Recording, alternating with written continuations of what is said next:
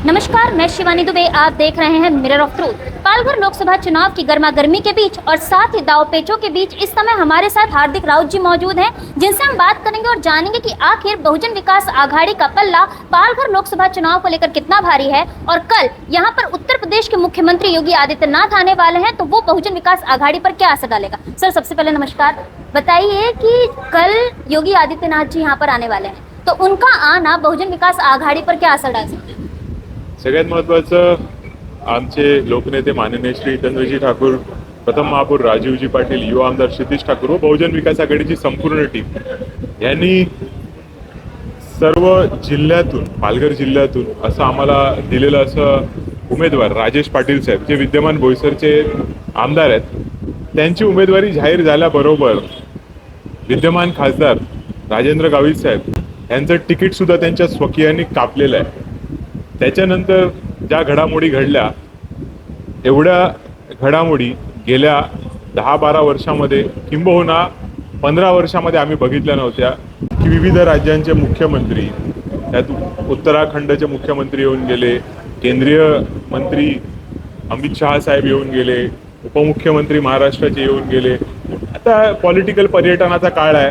उद्या संध्याकाळी 6 वाजेपर्यंत विविध अजून नेते, नेतृत्व, लोढासाहेब, सातपाटीला, अजून कोणते एक मंत्री, त्यांच्या सभांना तर गर्दी सुद्धा नव्हती।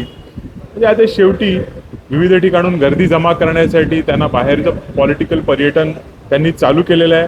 आमचे नेतृत्व लोकनेते माननीय श्री हितेंद्रजी ठाकूर साहेब 365 दिवस 24 तास लोकांच्या संपर्कात असतात। उद्या संध्याकाळी 6 नंतर प्रचाराच्या तोफा थंडावतील। आलेले नेते त्यांच्या राज्यात जातील, त्यांच्या शहरात जातील, पण इकडचे जे स्थानिक नेतृत्व आहे, इकडचे जे स्थानिक आमदार आहेत, ते इथेच राहणार आहेत। लोकनेते माननीय श्री हितेंद्रजी ठाकूर जे लोकांच्या मनामध्ये गेले 40 वर्ष राज्य करतायत, त्यांना बाहेरून येणाऱ्या किंवा बाहेरच्या राज्यात राज्य करणाऱ्या नेत्यांची भीती कधीच नसणार। अच्छा, अब दूसरा सवाल ये है कि जिस तरीके से विपक्ष बार बार ये बोल रहा है कि ये गली का चुनाव नहीं, दिल्ली का चुनाव है, इस पर आप क्या कहेंगे। खरोखर हा दिल्लीचंच हे इलेक्शन आहे। पण दिल्लीच्या इलेक्शनमध्ये आमचे खासदार बळीराम जाधव 2009ला निवडून दिलेले आहेत आम्ही, आणि त्यांची 5 ठळक कामं आम्ही तुमच्यासमोर देतो। जी उपनगरीय रेल्वे सेवा विरारपर्यंत होती, चर्चगेट विरार, ते आपण चर्चगेट डहाणू केलेली आहे। दापोली कृषी विद्यापीठाचं चिकू संशोधन केंद्र शेतकऱ्यांसाठी आपण पालघरला चालू केलेलं आहे। त्याच्यानंतर पाईपलाईन गॅस सेवा आपण लोकांच्या दारापर्यंत नेऊन ठेवलेली आहे। चौथा आमचं काम आहे मच्छीमारांसाठी केंद्रीय कृषी व मत्स्य मंत्री त्यावेळेचे शरदचंद्र पवार साहेब यांच्याकडून आपण 2 मोठी मच्छी मार्केट मंजूर करून त्याचं लोकार्पण सुद्धा केलं, आणि जिल्हा बँकेच्या माध्यमातून मच्छीमारांना आपण दरवेळी मच्छीमार सेवा संस्थांना, सोसायट्यांना कर्ज दिलेली आहेत। 5वं महत्त्वाचं काम तत्कालीन पंतप्रधान डॉक्टर मनमोहन सिंगजी यांना आपल्या खासदारांनी पत्र दिलं होतं, आणि तारापूर अणुऊर्जा प्रकल्प त्याच्या आजूबाजूच्या प्रदेशामध्ये किंबहुना त्या गावांमध्ये सेवा सुविधा मिळण्यासाठी 200 करोडचा निधी आपण त्या 5 वर्षाच्या कार्यकाळामध्ये आणलेला, आणि जिल्हा नियोजन समिती MMRDA ह्या वेळेला त्यांच्याकडून जी कामं करण्यासाठी निधी जो लागतो केंद्र शासनाचा, तो आमच्या खासदारांनी आणलेला आहे। तसा त्यांच्या खासदारांनी गेल्या 10 वर्षात केलेली 10 ठळक कामं त्यांनी सांगावी किंवा त्यांच्या कार्यकर्त्यांनी सांगावी। अच्छा, अब इसके बाद विकास कार्य तो किए हैं बहुजन विकास आघाड़ी ने, लेकिन जनता का ये भी आरोप है कि बहुजन विकास आघाड़ी 30 साल से ज्यादा के समय में सत्ता में होने के बाद भी जल भराव की समस्या से यहाँ की जनता को निजात नहीं दिला पाई। इस पर आप क्या कहेंगे। 30 नाही 35 वर्ष आमचे लोकनेते माननीय श्री हितेंद्रजी ठाकूर इथून आमदार आहेत। शहरं ही मोठी होत गेली, शहरांचा विकास होत गेला। विकसनशील असा हा प्रदेश आहे। केंद्राकडून आणि राज्याकडून लागणारा जो निधी आहे तो गेल्या 10 वर्षामध्ये केंद्राने किती दिलेला आहे।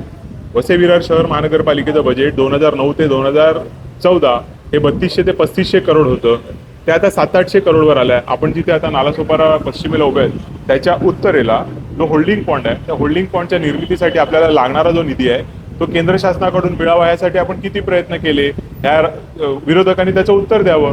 जर तो होल्डिंग पॉइंट झाला तर वसई विरारच नाही तर संपूर्ण या उपप्रदेशात भरणारं पाणी त्या होल्डिंग पॉइंटद्वारे खाड्यांना जाणार आहे।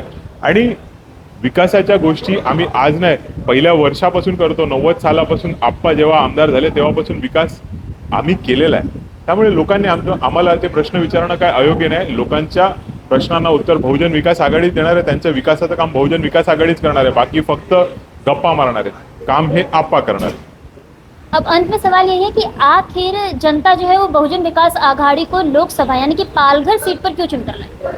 लोकसभेची मी ठळक 5 कामं जी तुम्हाला सांगितली, त्याच्यानंतर डहाणू नाशिक रेल्वे, नालासोपारा येथे मोठं रेल्वे टर्मिनल्स, दिवा लाईन, तसेच उत्तरेकडे जाणाऱ्या ज्या रेल्वे आहेत सेंट्रलच्या, त्या आज आपल्याला कुर्ल्याला जाऊन पकडायला लागतात. जर त्या आपल्या वसईवरून सुटल्या तर आपल्या इकडच्या सर्व नागरिकांना पश्चिम बंगाल असेल, उत्तर प्रदेश असेल, अगदी साऊथला आंध्र प्रदेश, कर्नाटक, तमिळनाडूपर्यंतची रेल्वे सेवा ही आपल्याला इथून द्यायची आहे. तसेच नायगाव ते वैतरणाच्या मध्ये जी आता रेल्वेची स्टेशनं आहेत ती अर्ध्या अंतरावर जर नवीन रेल्वे स्टेशन झाली तर रेल्वे स्टेशनवर होणारी जी गर्दी आहे ती कमी करण्यासाठीचा आमचा प्रयत्न असेल. आणि रेल्वेची जी कामं आहेत ती केंद्र शासनाच्या अखत्यारीत आहेत, नॅशनल हायवेची जी कामं आहेत ती केंद्र शासनाच्या अखत्यारीत आहेत, फॉरेस्टची जी कामं आहेत ती केंद्र शासनाच्या अखत्यारीत आहेत, ती करून घेण्यासाठी त्याच जोडीला जो कोस्टल हायवे आहे गुजरातवरून महाराष्ट्रात येणार आणि तो मुंबईपर्यंत थेट जाणार आहे, ते काम करण्यासाठी आपल्याला आपल्या हक्काचा खासदार असावा आणि तो आपला खासदार राजेश पाटील साहेब असणार आहेत. तुम्ही 4 जूनला बघणार मोठ्या मताधिक्याने आपले राजेश पाटील साहेब दिल्लीला जाणार आहेत. तो ये थे हमारे साथ हार्दिक राउत जी, जिनका साफ तौर पर यही कहना है कि यदि बहुजन विकास आघाड़ी का उम्मीदवार जो है वो चुनकर आता है तो कहीं ना कहीं रेलवे की समस्या से साथ ही साथ यहाँ के विकास कार्यों में गति देखने मिलेगी. और अब देखने वाली बात यही होगी कि आखिर 4 जून को आने वाले समय में किसका परचम लहराता है और कौन जीत हासिल करता है. बहरहाल दोस्तों, आज की इस वीडियो में इतना ही. मैं शिवानी दुबे फिर मिलूंगी आपसे अगली खबर में. तब तक देखते रहे मिरर ऑफ ट्रूथ, क्योंकि हम दिखाते हैं सच का आईना.